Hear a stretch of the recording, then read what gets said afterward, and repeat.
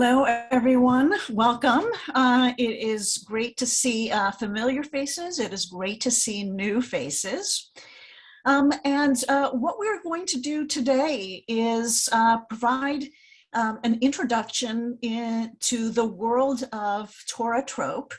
And we're going to spend some time talking about just what trope is, where it comes from, how paying attention to trope can actually help you to understand the text, and then also introduce you to kind of the musical system. When people hear trope or they hear leyning or chanting Torah, right, it's usually about the music. So we will talk about that as well. And the reason that we're doing this now at this time of year is because we are almost at the holiday of Simchat Torah, where we scroll all the way back to the beginning, to Breshit, and we begin the annual cycle of reading the Torah scroll again.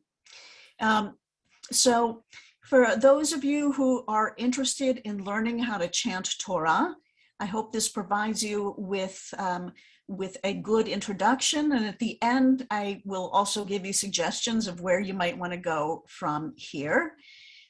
Starting in fall is a perfect time. And whether this is something you're just thinking about now, whether this is your first time that you're learning anything at all about trope, whether you've been saying to yourself for years, oh, I want to learn to chant, I want to learn to chant. What I want to tell you is it is eminently possible to learn to chant. The system, when you just look at it like anything else, looks complicated and overwhelming. But in fact, it is not that difficult. As a matter of fact, if you are comfortable at all with music, and I'm not talking about like reading music, but if you just have even a basic ear for music, learning how to chant Torah can be easier than learning how to read and understand Torah and translate Hebrew. So I'm hoping to give you a taste of that today, and then, you know, really look forward to hearing from you in the future to see whether you've started learning or you're continuing to learn. All right, so I am going to share my screen. I'm going to speak for about 20 minutes or so.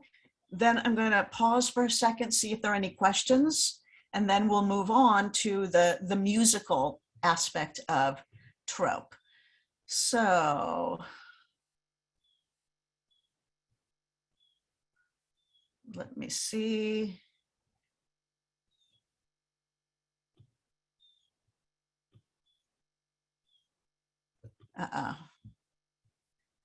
Julie, do you have it?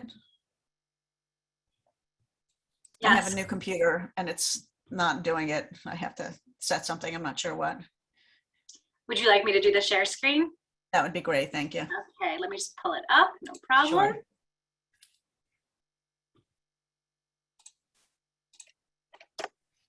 All right, meanwhile, I can certainly get started. So for those of you who have seen a Chumash, the Chumash is what you might use when you go to services on Shabbat morning. The Hebrew and the English text for people who want to follow as the Torah scroll is being read. So Julie, if you want to just go to the first actual page, it will not be as large as this. There we go. All right, thank you. So if you look at any page of the Chumash, of the Bible, you will see that there are Hebrew letters. And then in addition to the Hebrew letters, you'll also see the vowels, right? Most of the vowels are under the letters. And then in addition, you'll also see these extra markings, like the little curve under the shin on the word Bereshit, or in the next word, bara, you'll see a little kind of line there. Thank you, Julie. So those are the trope marks. In English, the term is accent mark. In Hebrew, it is a ta'am. That is the word for an accent mark. Now, the Torah existed for centuries and centuries without any vowels or without any trope marks at all. It was just the consonants. And as in modern Hebrew, if you go to Israel and you look at the newspaper or you pick up a book to read, you'll see that it's just the consonants without the letters. Because once you get to know enough and you can expect different patterns, you don't necessarily need the vowels there. So what happened after hundreds and hundreds of years, as the Jewish community began to spread out after the destruction of the temple by the Roman Empire, some rabbis decided that they were concerned that as the community spread, they might not all be reading the same text and pronouncing it the same way. And so a group of rabbis, this is around the year 600 to about 1,000, began to introduce different systems of vocalization of vowels. And at the same time, they began to insert these accent marks. So the trope marks that we use for chanting were introduced into the text at the same time as the vowels. So the whole thing was one system, right? How do you pronounce the words? And where do you put the stress of the words? So if we look, for example, at this very first line, you can see that under every word, there's an additional trope mark that is not a vowel. So I'm just going to read this aloud. Breshit bara Elohim et hashamayim ve'et haaretz. Okay, now I just read each word like this with a pause after every word. Now, let's say you're newer to Hebrew. And as you look at this, there may be a couple of words that you recognize. Maybe there is nothing yes, it's bigger. It's bigger for us. Thank you, Julie. One of the things that you can use trope marks for, even without the chanting, is reading more accurately. So if you look at the third word in, the word for God, Elohim, and you'll notice that under that hey, there's something that looks like a little wishbone. That little marker is a trope mark that's called etnachta. And that functions somewhat like a semicolon in English. Now, if you scan to the very end of the line, to the last word, haaretz, you'll see under the aleph, there's a little vertical line. That is at the end of every single verse. So let's say you have no idea what the words in this verse mean. If you pause at the etnachta and pause at the sof pasuk at the end, it will sound like you know what you're saying. So for example, Breshit bara Elohim, pause, et hashamayim ve'et haaretz. All right, so reason number one to pay attention to the trope is because it will help you read in a way that is going to be more effective in communicating. It will tell you, it's kind of like, commas in English. It will tell you where to put a break. And if you are beginning to translate and you feel overwhelmed, when you see the etnachta, you know that you can put a little line there and stop and translate everything up to that point. So if you have like a long verse, you're like, oh my God, I'm so nervous, I've got to translate all of this. Just scan till you get to the one etnachta in the sentence. And that's going to mean that that's a full clause. You can pause there and you'll be able to translate everything up to the etnachta. The other way in which the trope marks can be useful is if you look, again, we're still in the first line, at the third word from the end, the word for heavens, hashamayim. Now, there are a lot of syllables in this word, ha-sha-ma-yim. Now, if you already look at the, if you already know the word, you'll know where to put the stress. But let's say this is a new word for you. Most of the time, the stress in Hebrew goes on the very last syllable. But if you notice, the trope mark is right under the mem, right? Right under the mem. That is telling you, put the stress on that syllable. So read ha-sha-mayim rather than something like hashamayim. And this is the case with most trope marks. They are set on the stressed syllable. So this is another reason why paying attention to the trope can help you read more accurately, right? It will help you with the stress, and it will help you with pauses in the sentence as you read and as you are translating. Now, if you take a look just at the second line down, the third word in, the word that says tohu, so veha'aretz haita tohu. You'll notice there that the trope marks are over the words. So trope marks can fall under the letters or over the letters, okay? Now, on something like tohu, you may notice that there are actually two trope signs on that word, one at the beginning and one at the end. This is the case because there are just a handful of trope signs, right? Just a handful of trope signs that will help you, a handful of trope signs that always appear at the very, very end of the word or at the very beginning of the word, rather than on the stressed syllable. And this trope sign, which is called a Pashta, is one of those. And so a Pashta always goes at the very, very end of the word. But the rabbis gave us a second one to tell us where the stress is. So when we look at the word tohu, the one at the end says, okay, this is how you should sing it. And then the one at the beginning says, but put the stress here on this syllable. Okay. Now, we will look at these again in a larger print. This is just kind of the first step overview.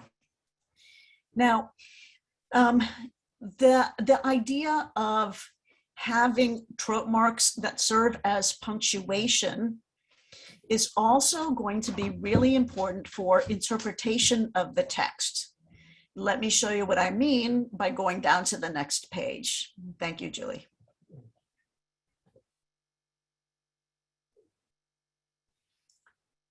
All right. For those of you who are sticklers for grammar and for proper punctuation.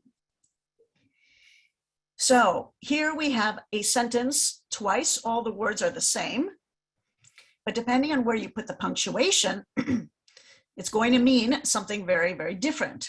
So the first example, woman without her man is nothing, right? So what is this saying? This is the claim. Very wrong it is, but the claim that a woman who does not have a man has no status, is nothing. Now, the exact same words in the same order. Woman, without her, man is nothing. Really means something very, very different, right? That a man is nothing without having a woman. Now, the same words in the same order, but why is the meaning so different? Because of punctuation. So look at the second example. Let's cut and paste kids. Sometimes I kind of want to do that with my kids, but what is probably indicated here is let's cut and paste, kids.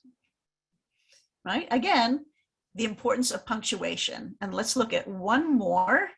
We can just bring it up a little bit, Julie. Thank you. I find inspiration in cooking my family and my dog. I love to cook. I'll cook my family and my dog, right? No, it's I find inspiration in cooking, comma, my family, comma, and my dog. So the importance of punctuation functions in Hebrew as well. And there are a number of verses in Hebrew that even if you learn Hebrew, eats, shoots, and leaves. Yes, thank you, Leo. So even if you know the Hebrew words and you can translate the words, sometimes there's still ambiguity about what the text really means.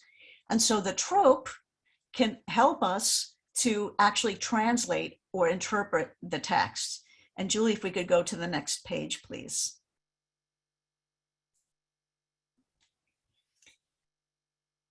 Okay, so the trope marks, every trope mark is either a connector or a separator, which means that every trope mark is either saying, attach this word to the next one, or separate this one from the next one. So for example, if I say, my family and I are going to the store, my family and I together, those would be like connected together, right? So the strongest disjunctives or the strongest breaks are the ones that we've been talking about. The sof pasuk marker, which marks the end of a pasuk, the end of a verse, and the wishbone looking thing, an etnachta. There are, I'm going to pause to take questions in just a minute. There are also disjunctives which are not as, they're not like semicolons or periods. They might be just little kind of commas, slight pauses. And here are two examples, a tipcha, which is under the word, and a zakef katon, which is over a word. So these mark just a little bit of a break. And Julie, if we can go down just a bit. And then we have a few trope signs that are connectors. So the love of my life. So the love would probably have a mercha, connecting with what follows. Excuse me, and a munach. So let's see how this plays out. Let's move on. Okay. There is a line in Psalm 20 that reads, Adonai Hoshia Hamelech Ya'anenu V'yom Kor'enu. Now, if you look at the King James Version, which is the early Catholic version that the church put out, and if you look at the Jewish Publication Society, you'll see that they have two different translations for this verse. Again, they're dealing with the same words in the same order, but the King James Version reads, Save, Lord, let the King save us when we call. This is the origin of God save the King. I'm sorry, God save the Queen. The Jewish Publication Society is reading, Give victory to the King, O Lord, answer us when we call. So the difference is the King James Version believes that what's going on here is that we want the king to be available for us when we call out. We want God to enable the king. The, yes. Oh, King James. All right, Marianne, thank you. The Jewish Publication Society, right, instead is asking for God to save us when we call directly. So give victory to the king, respond to us when we call out to you. Now let's go to the next page. And we can see that what the rabbis put in is an etnachta on the word Hoshea. Adonai Hoshea, the Lord save. So the King James Version is actually in alignment with the rabbinic trope. So different translations may or may not choose to translate in alignment with the trope. Okay. Let me pause there. Let's pause on the stop share for a second and see if anyone has any questions. Thank you, and thank you for the correction about the King James.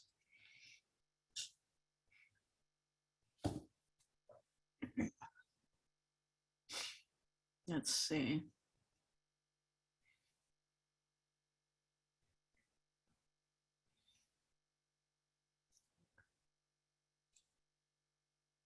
There were a few questions in the chat, and there's also a few hands. So whatever you do first. All right, let's take a few hands. Richard. Yes, you said that the vertical line at the end of a word indicates that it's the end of the sentence, but there's also following the word, there's also a colon. What looks like a colon, which I always understood to be like a period, the end of the sentence as well. Is there a reason why we have both? Yes, the colon comes from Christian tradition.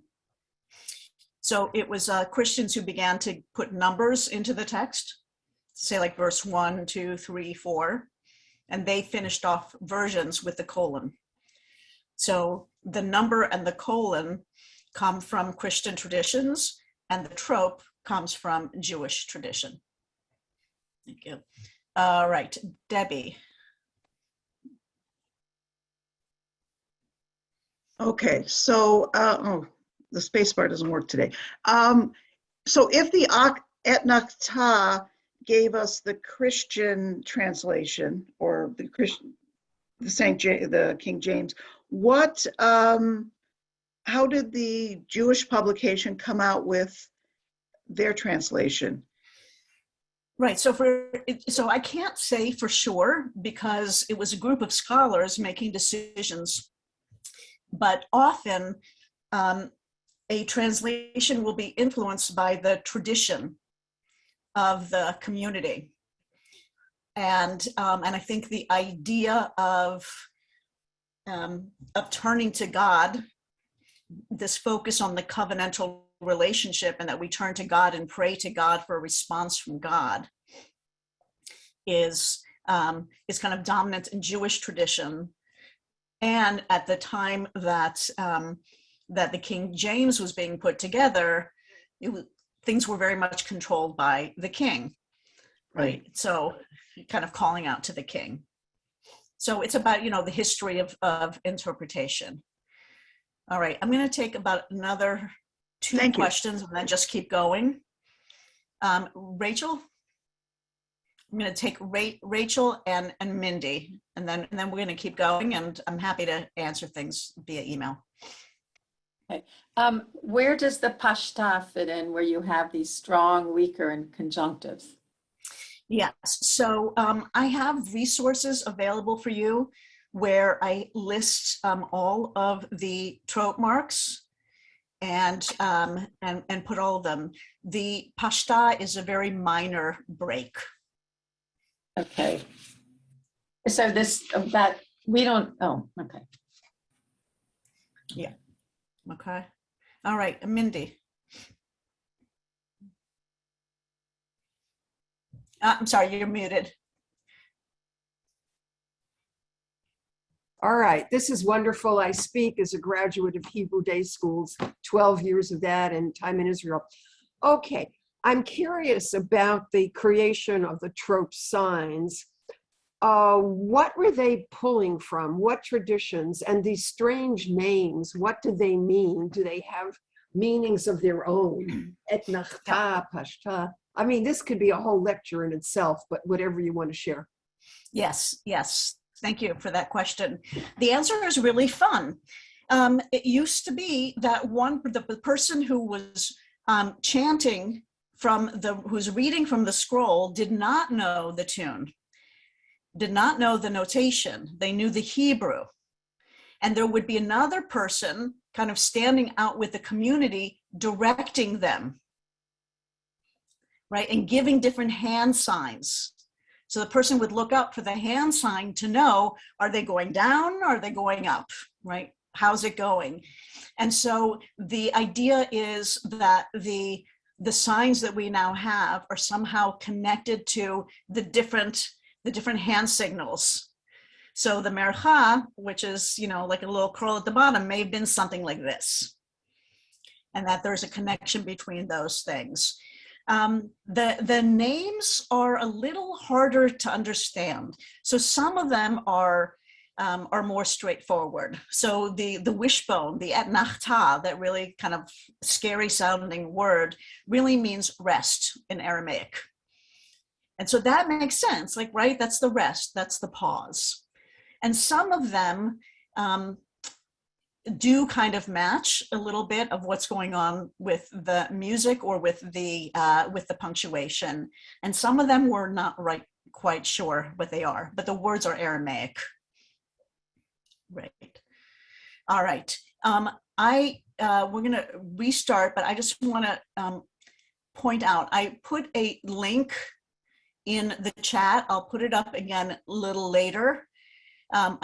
I have an online course that takes you through all of this, that has a workbook that's 60 or 70 some pages with musical notes and recordings and these explanations and going by grouping. And I've put a special coupon that is just good for the people who are watching this. It makes the course very, very inexpensive.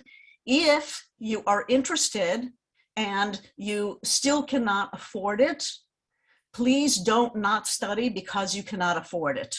Send me an email and tell me you really want to learn and you really can't pay that. And that will be completely fine, okay? I want anyone who wants to learn to have access to this. Okay, so yes, Chironomy, thank you, Richard. All right. The link is above. I'm going to put it here one more time. And meanwhile, if we could get screen share again, that would be great, Julie. Thank you.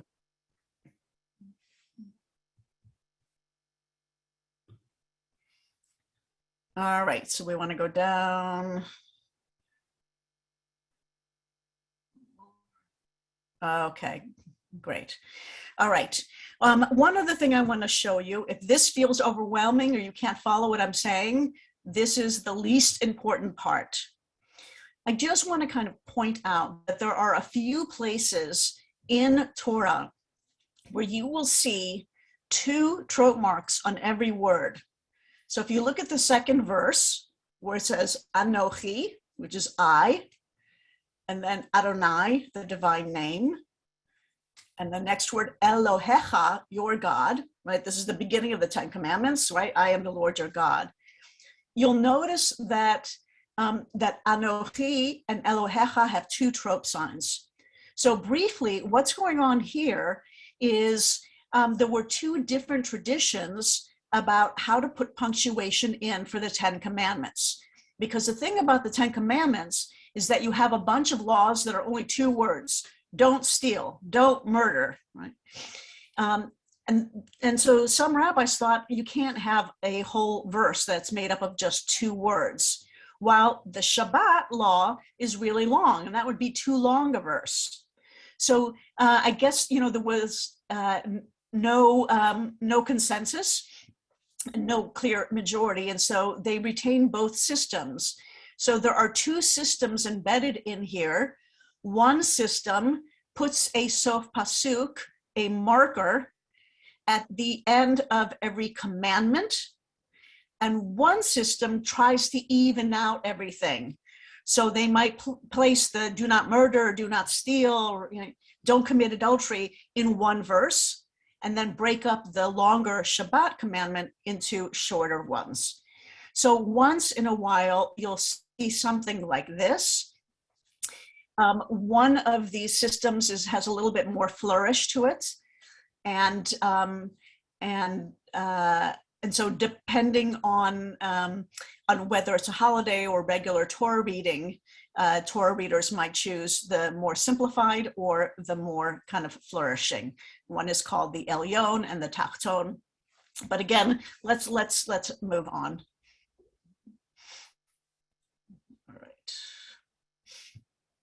All right, so here's where we begin to talk about trope and music. So we are still at the very beginning of Genesis here. And I just want you to just take a look, do a visual scan here. You don't have to pay attention to any words, but just notice with the color coding, how much of this text is either blue, yellow, or green. And if you look, you'll see that there are, at least on this screen, only 3 words that are not color coded. So here's the thing with trope. Most of the trope signs appear in families.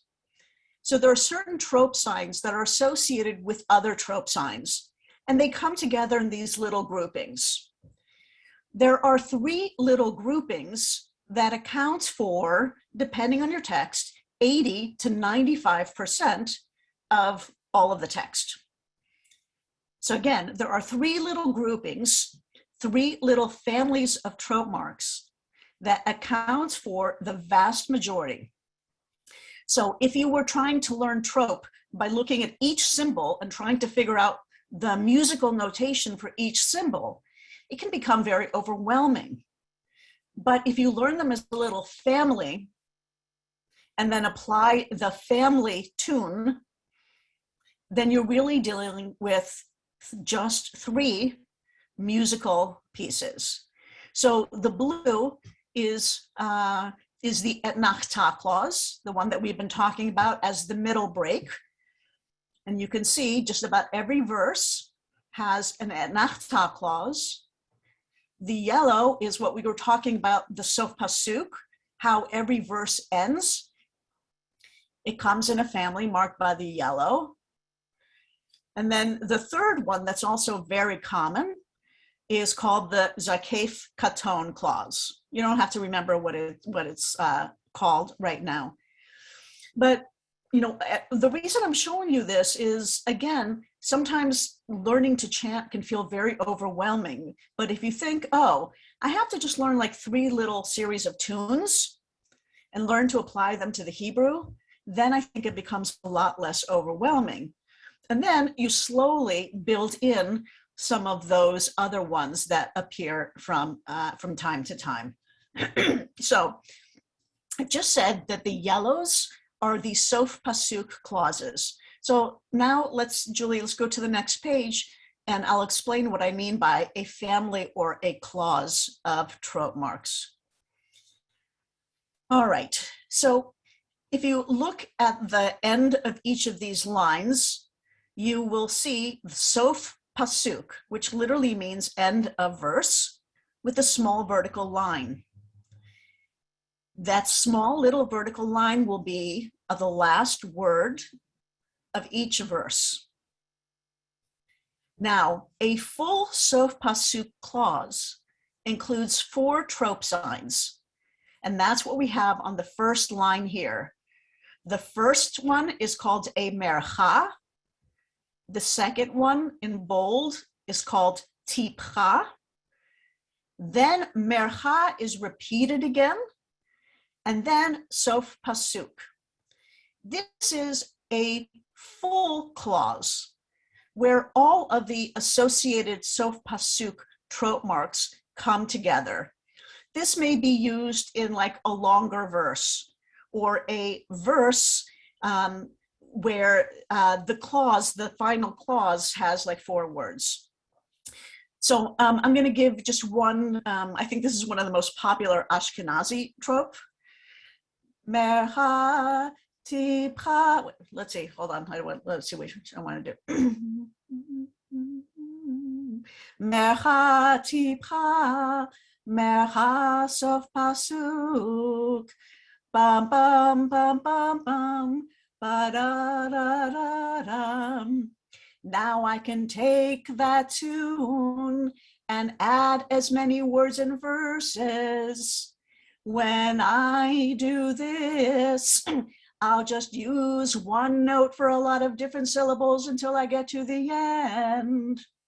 Okay, so I just presented a whole bunch of different words by just singing that over and over again. Now, you'll notice that the tipcha and the sof pasuk, the second and the last, are in bold. And that is because every sof pasuk clause, every ending, has to have at least those two, which means that then there are four possibilities. Every single verse of Torah will have one of these four possibilities. Either the first one, where all four elements are there. The second, where you have the first element, but then that second mercha is not being used. Third possibility, the first mercha is dropped out. And the final possibility is that neither mercha is there, and the clause is simply going to end with tipcha sof pasuk. So in learning this, one of the things, again, depending on the tutor, the system that you may be using to learn, you would sing over and over again the full clause until you just know it really well. Mercha, tipcha, mercha, sof pasuk. Okay, just those four. Keep singing over and over again. And then let's say you look at the text and you see the second example. You're looking at the end of a verse. You've identified your sof pasuk. You then work backwards and you say, okay, what do I see right before the sof pasuk? Is it a mercha or is the mercha skipped? Then you note that. Let's go back one more word. There should be a tipcha there. Then you go even one more and see, is there a mercha there or is there something else? So you take your text, you look at the very end of each verse, and you match it up with one of these four possibilities. Then the next step would be, after you have the tune in your head, then if there are no merchas, you just think about the mercha silently in your head. So let's say you come across at the end of a verse that only has the tipcha and the sof pasuk. Until you become really fluent in this, you would just kind of sing mercha, tipcha, mercha, sof pasuk. And eventually you can go tipcha, sof pasuk. Then you look at your two words in Hebrew and you take that music and put it on those two. And you practice, and you practice, and eventually you have it. And after you've done this several times, eventually you get to the point where you can just see any of these combinations and just know how to sing it. All right, Julie, let's go on. I don't remember if we have another. Yes. Okay. So I am moving in such a pace that I would never move if I were doing tutoring, right? We would go much slowly because this is just a taste, right? A flavor of how to do this. So let's say we have a verse that ends with Vayikach et bat Levi. All right, this is coming from the second chapter of Exodus, the second chapter of the book of Exodus. So I would look at my words and say, okay, I can read Vayikach et bat Levi. Vayikach et bat Levi. Once I'm comfortable with the words, then I would say, oh, okay, which of the four possibilities do I have? Here's a possibility where there is no mercha. It's just two notes. So then I would think, okay, so it's just the tipcha and the sof pasuk. So then again, in my head, I'll go, mercha, tipcha, mercha, sof pasuk. I go, tipcha, sof pasuk. Now I'm going to put them on my words. Vayikach et bat Levi. And there you go. You've got it. Okay. All right. Do I have another page or is that the end, Julie? That's it. Okay. All right. So let's stop share. Okay. So so you know, that's basically kind of how you go about doing it. We're running short on time, so let me just say, if you are very, very musically inclined, using something like you know, like some of the apps that are out there may really work for you. If you're working with a tutor and you've been working, you're struggling a little bit, and if you find the color coding useful, I know of a lot of people who find color coding quite useful. I worked with B'nai Mitzvah students about 30 years ago, and it was a favorite with kids, and I still use it with adults today. Sometimes that extra visual helps with association. And what you would do is, you know, go through the Sof Pasuk clause, get to know it, and then go through. Let's say you're chanting 4 verses for the first time. Just work on the Sof Pasuks and get the end of every verse. Once you feel comfortable with that, then learn the Et Nachta clause, which is going to go the same way. There are going to be 4 possibilities, and only 2 have to be there. You practice the tune, and then you insert your Et Nachta clauses, right? And you kind of move that way. And by the time you've gotten through your assigned verses, you'll finally see that you just have it. And so the final step is, a lot of people say, oh, but if I'm looking at the Torah scroll, it doesn't have any vowels. And even the letters look kind of like fancy calligraphy. I can't read that. And I'm telling you that that's the easiest thing, because after you've practiced your verses enough that you know how to sing them, then you almost don't even need the Torah scroll. The words there are just a reminder of what's my next word, what's my next word, but you already have it all in your head. And that I have found really with all different kinds of learners and all different stages of life, that is the easiest step. For folks who are interested in this kind of method, again, I'm just putting in the chat a link to my course where we kind of go through this step by step. There are recordings, there are exercises. You can listen to the exercises and go back. And if you are working with a tutor and you have found any of these things helpful, you might want to just apply some of these to whomever you're working with.